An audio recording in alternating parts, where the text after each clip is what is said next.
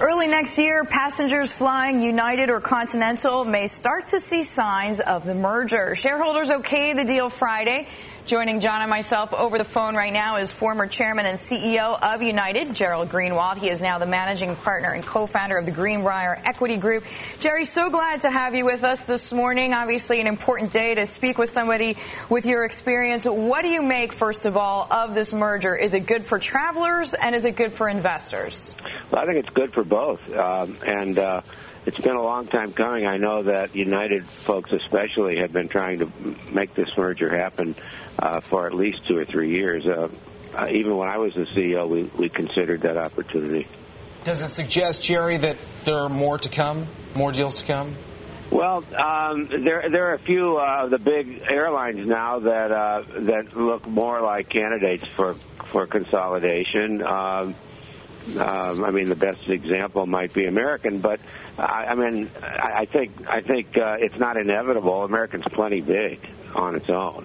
The U.S. Justice Department concluded its antitrust review, obviously, but do you think this merger proves that you have to be a monopoly to be successful? Do you have to have just scale to make it work?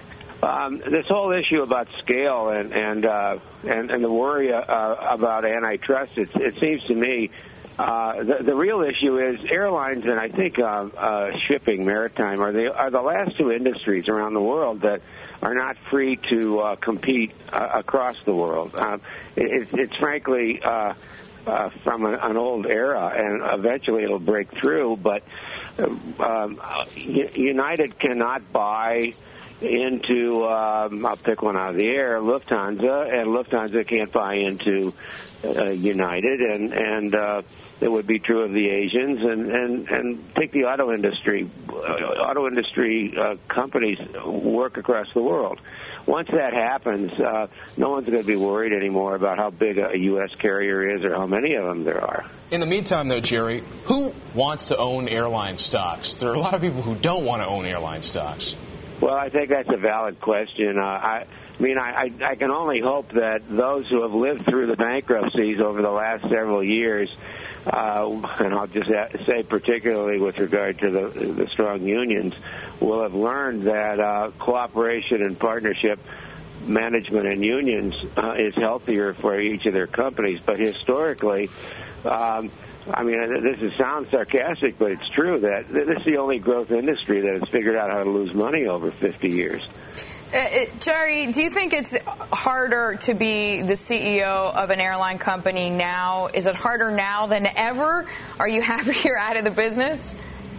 No, no. Some people laugh at me and say, "Why should we take your opinion? You picked airlines and automobiles as your way of creating a career." But I love both. I love both very much, I